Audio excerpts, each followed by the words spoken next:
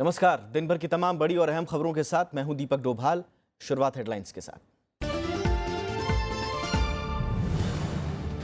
कर्नाटक विधानसभा में येदियुरप्पा सरकार को कल शाम 4 बजे तक हासिल करना होगा विश्वास मत।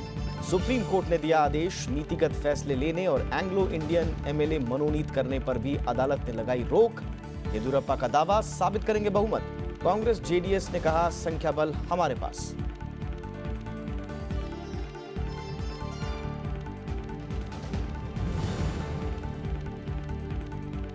कर्नाटक के राज्यपाल ने कल सुबह 11 बजे बुलाया विधानसभा का विशेष सत्र। बीजेपी नेता केजी बोपैया को बनाया गया प्रोटेम स्पीकर। कांग्रेस ने फैसले पर जताया ऐतराज, फिर कोर्ट जाने की कही बात।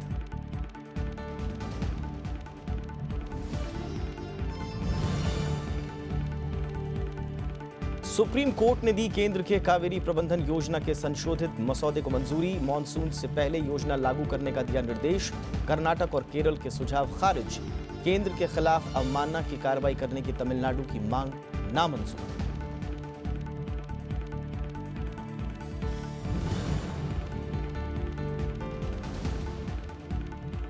जम्मू के अरनिया, आरएसपुरा और सामा सेक्टर में पाकिस्तान की तरफ से भारी गोलीबारी। बीएसएफ का एक जवान शहीद, 4 नागरिकों की मौत, 12 जख्मी। सुरक्षा बलों ने दिया माकूल जवाब।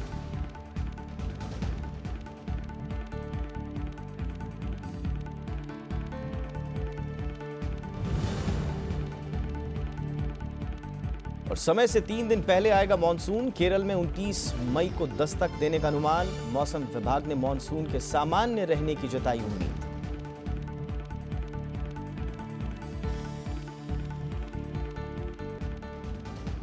और बुलेटिन की शुरुआत कर रहे हैं पहली खबर के साथ।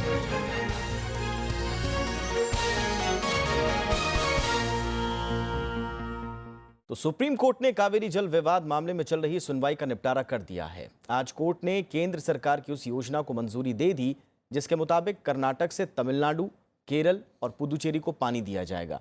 सरकार ने इसके लिए कोर्ट में एक मसौदा पेश किया था जिसमें सुप्रीम कोर्ट के सुझाव के मुताबिक संशोधन भी किया गया।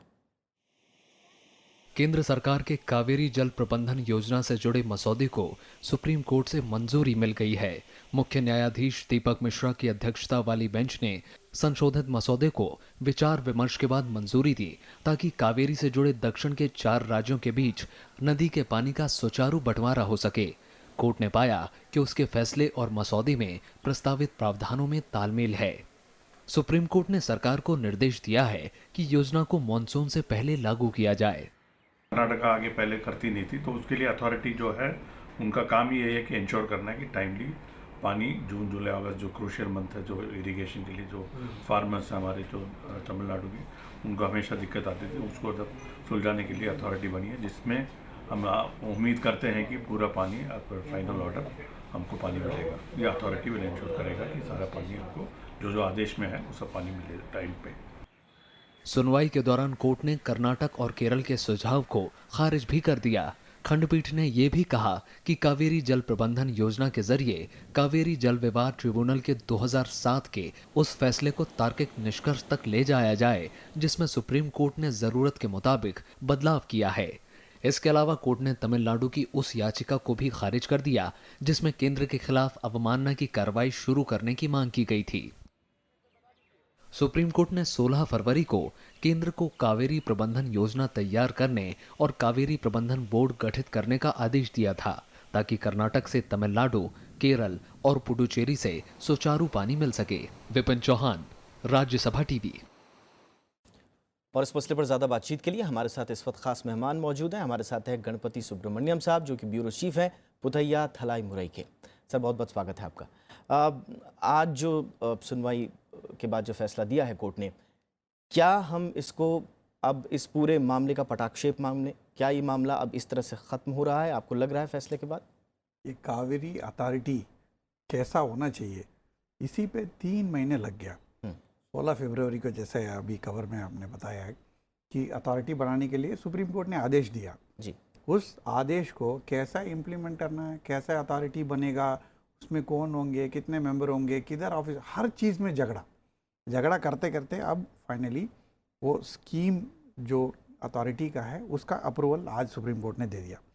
इसके बाद सेंट्रल गवर्नमेंट ने नोटिफिकेशन इशू करना है कि ये अथॉरिटी फॉर्म करने का, फिर उसका बजट एलोकेट करना है, उसका दफ्तर बनाना है, उसका फिर चेयरमैन और मेंबर्स वगैरह अपॉइंट करना है, उसको पावर्स देना है। ये सब काम मानसून से पहले कैसा हो पाएगा, वही बड़ा आश्चर्य के विषय है कि उसमें भी मुसीबतें आ सकती हैं।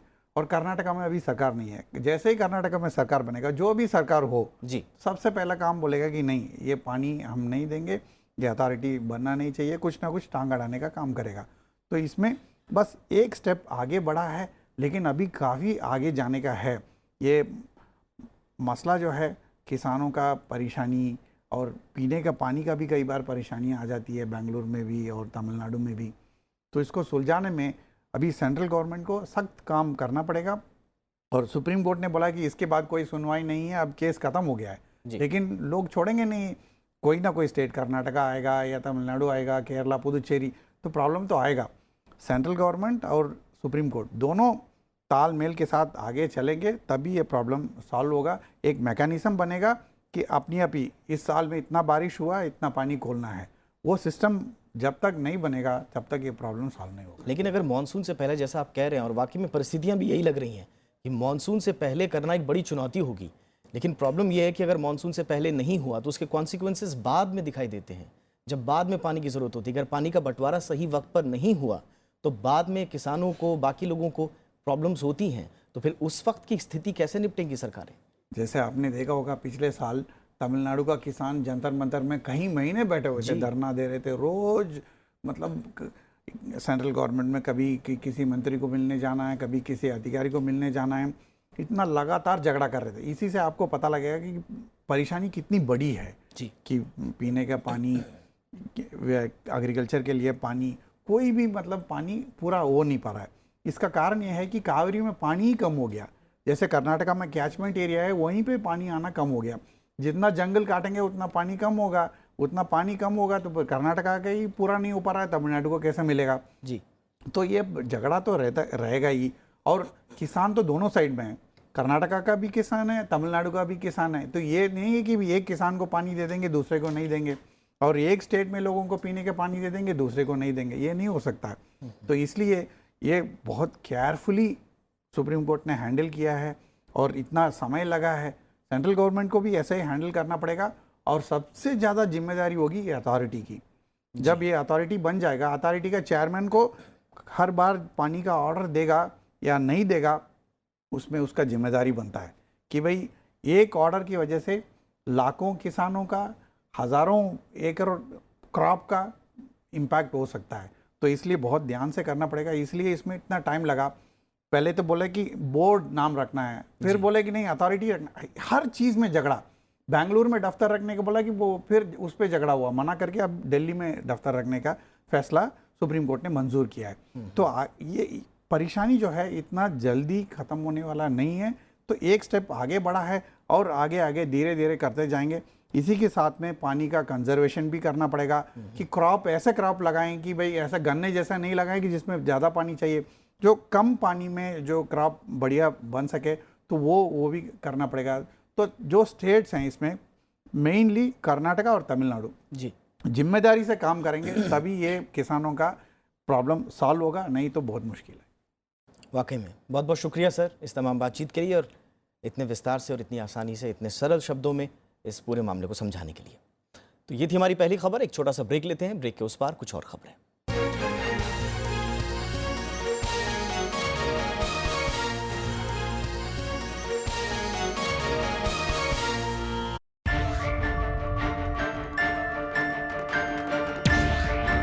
चार साल मोदी सरकार की, आज मिलिए केंद्रीय मंत्री नितिन गडकरी से।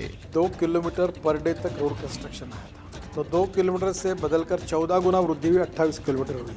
अभी दिल्ली का दिल्ली मेरठ एक्सप्रेस हाईवे में से पहला पार्ट 14 लेन का रोड है। मैं कश्मीर में ही केवल 60,000 करोड़ के काम, नॉर्थ ईस्ट में 1.5 लाख करोड़ के काम, बॉर्डर एरिया में करीब 50,000 करोड़ के काम कर रहा हूँ। मैं 6 नए पोर्ट बनाने की बात कर रहा हूँ। मैं अंडमान निकोबार से लेकर मुंबई तक के क्रूज चलाना चाहता हूँ। हमारे देश का किसान देश का फ्यूल तैयार करेगा। सभी बातें अच्छी हो गई ऐसा नहीं, आधी बात कमी भी हो सकती है, और उसको स्वीकारने में मैं डरता भी नहीं। 4 साल मोदी सरकार, सिर्फ राज्यसभा टीवी पर।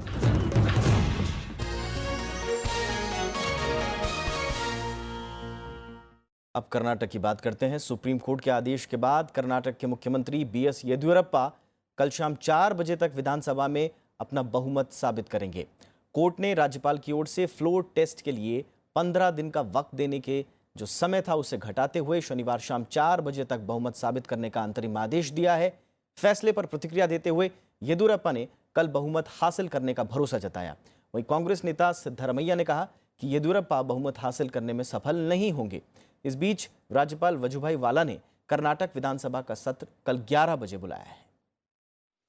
सुप्रीम कोर्ट ने मुख्यमंत्री बीएस येदियुरप्पा को कर्नाटक विधानसभा में शनिवार शाम 4 बजे तक बहुमत साबित करने का आदेश दिया है। राज्यपाल की ओर से दिए गए 15 दिन के वक्त को घटाते हुए जस्टिस ए.के. सीकरी की अध्यक्षता वाली 3 जजों की पीठ ने अंतरिम आदेश में कहा कि बहुमत का फैसला सदन को लेने दें और इसके लिए सबसे अच्छा तरीका फ्लोर टेस्ट है। कोर्ट ने येदियुरप्पा की गुप्त मतदान की मांग को भी नहीं माना।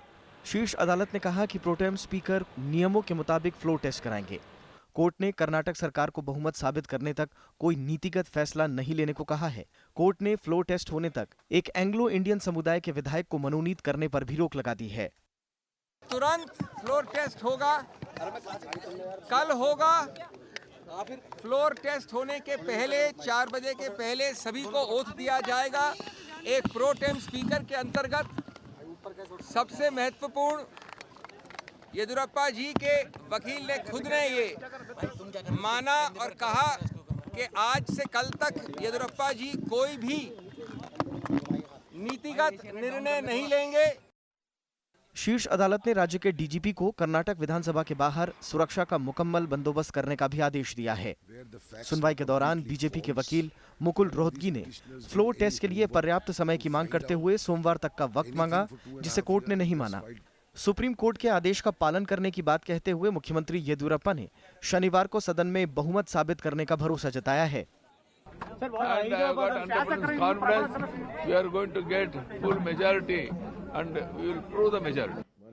कांग्रेस नेता और पूर्व मुख्यमंत्री सिद्धरमैया ने आरोप लगाया कि बहुमत के लिए संख्या बल नहीं होते हुए भी येदियुरप्पा को सरकार बनाने का मौका दिया गया, लेकिन वो सदन में बहुमत साबित करने में नाकाम रहेंगे। In the House, deliberately, the governor invited Mr. Yediyurappa to form the government. बुधवार की रात कांग्रेस जेडीएस येदियुरप्पा की शपथ पर रोक लगाने की मांग करते हुए सुप्रीम कोर्ट पहुंचे थे। हालांकि 3 घंटे से ज्यादा की सुनवाई के बाद सुप्रीम कोर्ट ने शपथ पर रोक लगाने से इनकार करते हुए मामले की सुनवाई शुक्रवार को करने की बात कही थी। 222 सीटों पर हुए विधानसभा चुनाव में बीजेपी को 104, कांग्रेस को 78 और जेडीएस को 37 सीटें और उसकी सहयोगी बीएसपी को 1 सीट हासिल हुई, जबकि 2 सीटें अन्य के खाते में गईं। कर्नाटक में लगातार बदल रहे राजनीतिक घटनाक्रम में अब एक नया मोड़ आ गया है। सुप्रीम कोर्ट ने भारतीय जनता पार्टी को शक्ति परीक्षण का शनिवार तक का समय दिया है।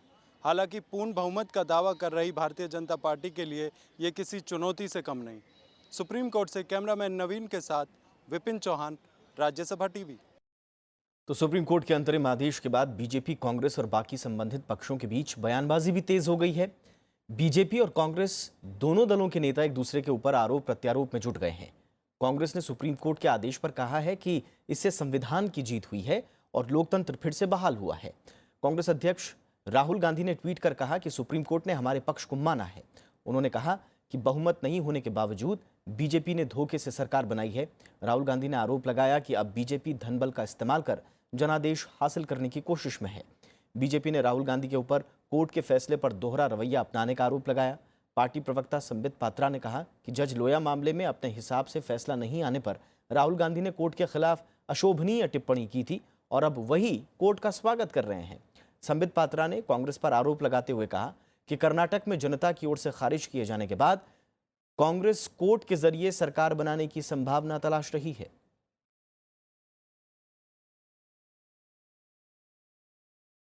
बार बार वही गलतियां करते हैं जिसको सुप्रीम कोर्ट ने या हाई कोर्ट ने उन्हें मना किया है करने से। एक दफा सुप्रीम कोर्ट के जजों का हम स्वागत करते हैं, उनको सल्यूट करते हैं, पूरा देश उनको सल्यूट करता है। एक दफा केंद्रीय सरकार की मनमानी और माननीय गवर्नरों की मनमानी को उन्होंने रद्द कर दिया और संविधान को बचाया और भारत के लोकतंत्र को बचाने का प्रयास किया। You ask them. I don't know how they will want to prove the majority. You please put question to BJP leaders, not for me. My responsibility is Congress. They have given me support with the blessing of Congress leaders, with the support of Congress leaders. My responsibility is defeat the Yediyurappa's no confidence motion. यहां तो हम number 2 पे आ गए हैं। Single largest party तो Bharatiya Janata party बन गई है और हम जेडीएस का समर्थन कर रहे हैं। तो रातों रात इस पिटीशन को बदला गया और सिंगल लार्जेस्ट पार्टी को नहीं बुलाना है, हमको बुलाना है। इस विषय को सम्मिलित किया गया।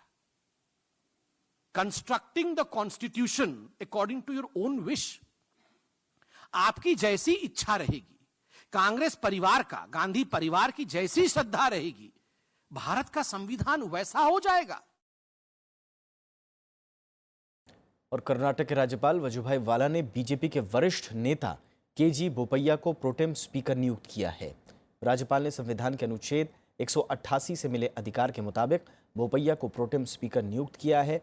बोपैया विराजपेट से विधायक हैं। बोपैया 4 बार विधानसभा के लिए निर्वाचित हुए हैं।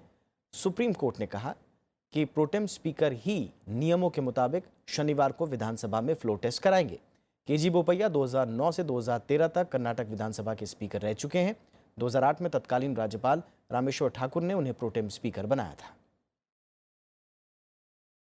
हालांकि कांग्रेस ने बोपैया को प्रोटेम स्पीकर बनाए जाने का विरोध किया है। कांग्रेस का कहना है कि पहले से चली आ रही परंपरा के मुताबिक राज्यपाल को सबसे वरिष्ठ सदस्य को प्रोटेम स्पीकर नियुक्त करना चाहिए। कांग्रेस नेता और हलियाल सीट से विधायक रघुनाथ विश्वनाथ देशपांडे कर्नाटक विधानसभा में सबसे वरिष्ठ सदस्य हैं।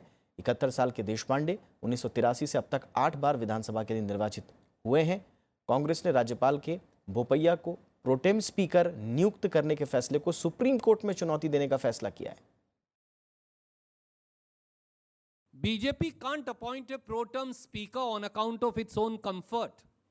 They have to adhere to the constitutional norms and established parliamentary practices over last 70 years. मैंने जैसा कहा कि अदालत जाने की ऑप्शन खुली है। हम ये मामला अवश्य अदालत के संज्ञान में लेकर आएंगे। और बीजेपी ने कांग्रेस की आपत्तियों को खारिज किया है। बीजेपी नेता और केंद्रीय मंत्री प्रकाश जावड़ेकर ने ट्वीट कर कहा कि जब 2008 में हंसराज भारद्वाज ने बोपैया को प्रोटेम स्पीकर नियुक्त किया था तो उस वक्त तो कांग्रेस को कोई आपत्ति नहीं थी। जब झारखंड में जूनियर विधायक को प्रोटेम स्पीकर बनाया गया उस वक्त कांग्रेस नेता अभिषेक मनु सिंघवी ने कोर्ट में उनका बचाव किया था। उस वक्त कांग्रेस का रवैया कुछ और था और अब कुछ और है। ये कांग्रेस के दोहरे रवैये को दिखाता है, ऐसा उनका आरोप है। और बेंगलुरु से हमारे संवाददाता पंचानन मिश्रा हमारे साथ जुड़ चुके हैं। पंचानन, तमाम तरह की इसमें बातें हो रही हैं प्रोटेम स्पीकर को लेकर, लेकिन सबकी नज़र है फ्लोर टेस्ट पर। किस तरह की तैयारियां हैं दोनों पक्षों की?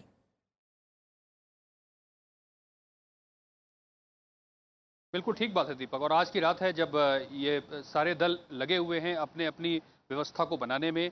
बीजेपी के कार्य मुख्यालय में वहाँ बीजेपी के एमएलएस की बैठक चल रही थी। कल किस तरह से फ्लोर टेस्ट को यहाँ पर लिया जाएगा, वोटिंग किस तरह से करनी है और कई बातें इनको समझाई जा रही हैं। तो वहीं हैदराबाद यहाँ से जो पड़ोसी राज्य है वहाँ पर कांग्रेस और जेडीएस के एमएलए हैं, जहाँ सारे जितने भी बड़े लीडर्स हैं केंद्रीय नेताओं से लेकर जो कांग्रेस और जेडीएस के स्थानीय नेता से लेकर वो दोनों वहीं पहुंचे हुए हैं और वहाँ अपने अपने विधायक हैं उनको सुरक्षित करने की कोशिश में, कवायद में कि सुबह उनको लाया जाएगा यहाँ पर और यहाँ वोटिंग में वो शामिल होंगे। 11 बजे फ्लोर टेस्ट का जो 11 बजे विधानसभा की कार्रवाई शुरू होगी। पहले शपथ होगी, प्रोटेम स्पीकर नियुक्त किए जा चुके हैं। शपथ के बाद फिर 4 बजे के आसपास ये जब शपथ हो जाएगी फिर इस अविश्वास प्रस्ताव पर जो है वो वोटिंग की कार्रवाई शुरू होगी। तो आज की रात से कल के दिन तक बहुत बड़ी गहमा गहमी होने वाली है और बीजेपी लगातार ये कह रही है, खासकर जो मुख्यमंत्री येदियुरप्पा हैं, कि 100% वो अपना बहुमत सिद्ध करेंगे। वो हमेशा इस बात को दोहरा रहे हैं, लेकिन बीजेपी के खेमे में अगर आप जाएं तो वहाँ चिंता की लकीरें भी उनके पास ज़रूर हैं। तो ये देखना होगा कि किस तरह से करते हैं। संख्या बल का उन्होंने कहा है कि लाइक माइंडेड लोग हैं जो वो उनको सपोर्ट करने को तैयार हैं, ऐसा उनका दावा है। लेकिन वहीं कांग्रेस का कहना है कि उनके विधायक इंटैक्ट हैं और किसी तरह की हॉर्स ट्रेडिंग को नहीं होने दिया जाएगा। ये सारे घटनाक्रम यहाँ चल रहे हैं और अब से लेकर कल तक में और भी बड़े घटनाक्रम देखने को मिल सकते हैं। दीपक, शुक्रिया पंचानन इस तमाम जानकारी के लिए। चलिए आगे बढ़ते हैं। कांग्रेस अध्यक्ष राहुल गांधी ने छत्तीसगढ़ दौरे के दूसरे दिन कई विधानसभा क्षेत्रों के कार्यकर्ताओं से मुलाकात की और उनके सवालों के जवाब दिए। कार्यक्रम की शुरुआत बिलासपुर के बेहतरई आउटडोर स्टेडियम से की गई, जहां कांग्रेस अध्यक्ष ने बूथ कार्यकर्ताओं को संबोधित किया। इसके बाद राहुल गांधी दुर्ग के पंडित रविशंकर शुक्ल स्टेडियम में भी बूथ कार्यकर्ताओं से मिले। इस दौरान कांग्रेस अध्यक्ष ने कहा कि पार्टी 15 अगस्त तक छत्तीसगढ़ की 90% विधानसभा सीटों पर उम्मीदवारों के नाम घोषित कर देगी। बूथ कार्यकर्ताओं से मुलाकात के बाद राहुल गांधी ने दुर्ग से माना विमानतल रायपुर के बीच रोड शो भी किया। इस दौरान कांग्रेस अध्यक्ष ने जगह जगह रुककर लोगों से बातचीत भी की। 15वें वित्त आयोग ने राजस्व बंटवारे में किसी भी राज्य के साथ भेदभाव से साफ इनकार किया है। आयोग ने उत्तर और दक्षिण के विवाद को भी पूरी तरह से खारिज किया है। सूत्रों के मुताबिक दिल्ली में आज उपराष्ट्रपति एम वेंकैया नायडू से मुलाकात के दौरान आयोग के अध्यक्ष एनके सिंह और सदस्यों ने ये बात कही। इस दौरान उपराष्ट्रपति ने कुछ राज्यों की ओर से आयोग के टर्म ऑफ रेफरेंसेस को लेकर उठाई गई कथित आपत्तियों की तरफ आयोग का ध्यान खींचा। आयोग के अध्यक्ष और सदस्यों ने बताया कि देश की आर्थिक स्थिरता, पिछले और भावी प्रदर्शन के आधार पर राज्यों को प्रोत्साहन, राज्यों की विशेष जरूरतों को पूरा करना, संसाधनों का समान वितरण जैसे मुद्दों के आधार पर केंद्र और राज्यों के बीच राजस्व के बंटवारे की सिफारिश की जाएगी। वहीं उपराष्ट्रपति ने कहा कि देश की आर्थिक एकता और कृषि क्षेत्र की समस्याओं को ध्यान में रखने पर जोर दिया। राज्यसभा के सभापति होने के नाते उपराष्ट्रपति एम वेंकैया नायडू ने राज्यों के साथ कथित भेदभाव की मीडिया में खबरें आने के बाद वित्त आयोग के अध्यक्ष और सदस्यों को मुलाकात के लिए बुलाया था। प्रधानमंत्री नरेंद्र मोदी कल जम्मू कश्मीर के दौरे पर जाएंगे। वो यहां जोजिला सुरंग की आधारशिला रखेंगे। इसका पूरा होने के बाद सुरंग से घाटी और लद्दाख क्षेत्र में सभी मौसम में संपर्क बना रहेगा। साथ ही वो 2 सड़क परियोजनाओं की आधारशिला भी रखेंगे। प्रधानमंत्री बांदीपोरा जिले में 330 मेगावाट किशनगंगा जल विद्युत परियोजना का भी लोकार्पण करेंगे। इसके अलावा भी प्रधानमंत्री नरेंद्र मोदी जम्मू में कई कार्यक्रमों में शिरकत करेंगे। और पाकिस्तान ने लगातार चौथे दिन जम्मू में अंतर्राष्ट्रीय सीमा पर बिना उकसावे के गोलीबारी की। आज तड़के पाकिस्तान ने जम्मू के आरएसपुरा, बिश्नाह, अरनिया सेक्टरों में मोर्टार दागे और गोलीबारी शुरू कर दी। सैन्य चौकियों और रिहायशी इलाकों में भारी गोलीबारी की गई। इसमें बीएसएफ के 1 जवान और 4 नागरिकों की मौत हो गई। गोलीबारी में 12 लोग घायल हुए हैं। बीएसएफ ने फायरिंग का माकूल जवाब दिया है। हालांकि स्थानीय प्रशासन घायलों को निकालने और अस्पताल पहुंचाने के लिए बुलेट प्रूफ वाहनों का इस्तेमाल कर रहा है। उधर पाकिस्तान ने भारत पर सीज फायर तोड़ने का आरोप लगाते हुए पाकिस्तान में भारत के उच्चायुक्त को तलब किया। दिल्ली के मुख्यमंत्री अरविंद केजरीवाल ने हरियाणा से पानी की आपूर्ति के मसले पर प्रधानमंत्री को पत्र लिखा है। केजरीवाल ने प्रधानमंत्री से हस्तक्षेप की मांग की है। इसमें कहा गया है कि 1996 से दिल्ली को हरियाणा से 1133 क्यूसेक पानी मिलता रहा है, लेकिन इस बार हरियाणा ने दिल्ली को इस अधिकार को चुनौती देते हुए पानी की आपूर्ति कम कर दी है। हालांकि सुप्रीम कोर्ट ने हरियाणा को 21 मई यानी सोमवार तक 1133 क्यूसेक पानी सप्लाई करने का निर्देश दिया है। केजरीवाल ने अंदेशा जताया है कि सोमवार से अगर पानी की आपूर्ति घटने से दिल्ली में भीषण जल संकट पैदा हो सकता है। इस बार मानसून समय से 3 दिन पहले आने का अनुमान है। मौसम विभाग के मुताबिक मानसून 29 मई को केरल पहुंच सकता है। मौसम विभाग के मुताबिक मानसून के लिए स्थितियां पूरी तरह से अनुकूल हैं। अंडमान और बंगाल की खाड़ी में 23 मई से मानसून की शुरुआत हो जाएगी। मौसम विभाग ने इस बार सामान्य मानसून की उम्मीद जताई थी।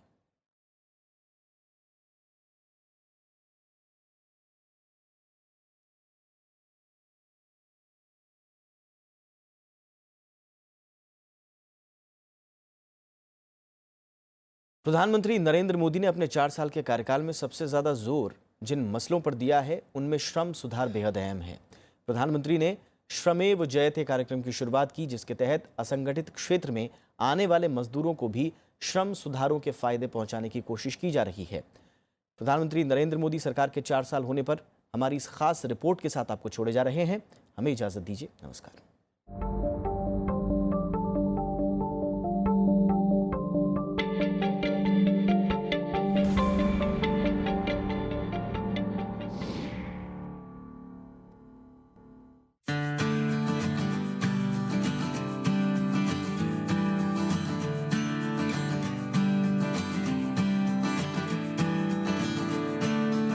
लखनऊ अपनी ही नवाबी रफ्तार से चलता शहर।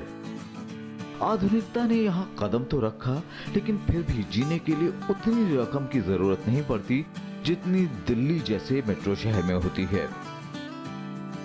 इस हकीकत से शमा परवीन तब रूबरू हुई जब निकाह के बाद वो दिल्ली आई। पैसों की कमी अखरने लगी, लिहाजा उन्हें काम करना पड़ा। शमा के लिए रोजगार पाना और उसे कायम रखना कठिन हो सकता था, लेकिन एनडीए सरकार ने कई श्रम सुधार किए, जिससे शमा और उसके परिवार का आज और आने वाला कल दोनों रोशनी से भरे दिख रहे हैं। जो मिनिमम बेस बढ़ाया है वो मिल रहा है हमको। हमारे जो पीएफ कटता है उसमें हमारा ईएसआई भी कटता है। जो हम बीमार पड़े तो वहाँ ईएसआई जाके इलाज करवा सकते हैं। पहले शमा जैसे कामगारों को थोड़ी जद्दोजहद के बाद अगर काम मिल भी जाता था, तब भी वो भविष्य को लेकर काफी चिंतित रहते थे। उल्टा कंपनियों और ठेकेदार उनका शोषण भी करते थे। हालांकि अब तस्वीर बदल रही है। श्रम सुधार में यदि हम बाल मजदूरी को लें या महिला श्रेणी में अगर हम बात करें, तो ऐसा नहीं कि नियम तो पहले भी थे, कानून भी थे, लेकिन उसका पालन मुझे लगता है जो वास्तव में होना शुरू हुआ है वो 2014 में मोदी सरकार आने के बाद ही हुआ है। बीते 7 दशकों में मजदूरों के अथक प्रयासों के बावजूद उन्हें उनका जायज हक नहीं मिला। पैसों की तो बात दूर, उनके काम तक को तवज्जो नहीं मिली। इसकी सबसे बड़ी वजह थी मजदूरों के लिए बने कानूनों का कमजोर होना और उनका पालन ना होना। 2014 में जब एनडीए सरकार सत्ता में आई तो श्रमिकों की दशा पर नए नजरिए के साथ विचार किया गया और उन्हें वो सारी सुविधाएं देने की कोशिश की गई जो उनके भविष्य को सुरक्षित रखें। यूनिवर्सल सोशल सिक्योरिटी कोड एक आ रहा है, जिसमें कूड़ा बीनने से लेकर के मुकेश अंबानी तक, मीन्स देश का कोई भी व्यक्ति जो सोशल सिक्योरिटी है, चिकित्सा, पेंशन, इससे वंचित नहीं रहेगा। मैं पिछले 35 साल से मजदूर आंदोलन में काम करता हूँ। मेरा ऐसा मानना है कि ये कोड देश का डिस्कोर्स बदल देगा, मजदूर आंदोलन का और पूरे मजदूर जगत का। दरअसल असंगठित क्षेत्र में मजदूरों के हालात किसी से छिपे नहीं हैं। श्रमिक शोषण के कई उदाहरण अतीत में देखे जा सकते हैं। इसलिए सरकार ने संसद में नए कानून के जरिए कई अहम सुधारों को अंजाम दिया।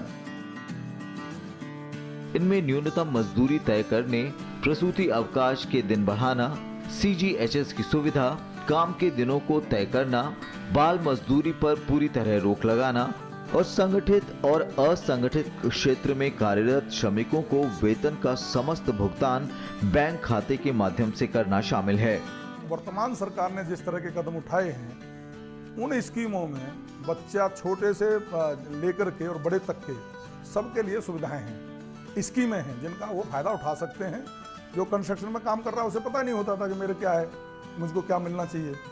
आज सरकार के अवेयरनेस के कारण ये सबको नीचे तक कदम जा रहा है। श्रम एव जयते, हम सत्यमेव जयते से परिचित हैं।